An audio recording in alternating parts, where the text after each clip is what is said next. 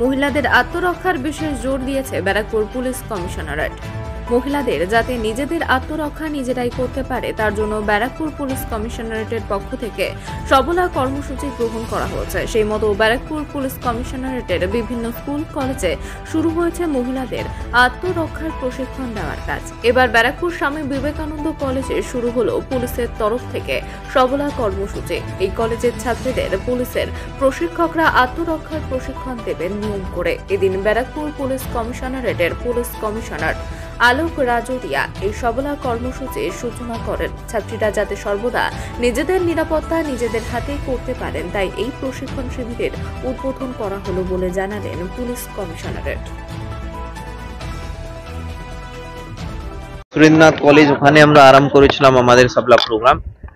আমাদের যে limited resources আছে, আমাদের উদ্দেশ্যটা হচ্ছে কি আমরা যতটা আমাদের উইমেন আর মেয়েরা আছে তাদের সঙ্গে তাদের মধ্যে এই যে আত্মরক্ষার যেটা প্রশিক্ষণ প্রোগ্রাম যেটা আমরা করেছি আমরা করাতে পারি। আমরা অনেক স্কুল কলেজে এটা আরম্ভ করেছি আর আস্তে আস্তে আমরাও লার্ন করছি কি আমরা কিভাবে আমরা এই প্রোগ্রামটাকে আরো ভালোভাবে করতে পারবো। And thanks to Swami Vivekananda university, ওনারা এগিয়ে আসছেন। ওনার সঙ্গে আমরা একটা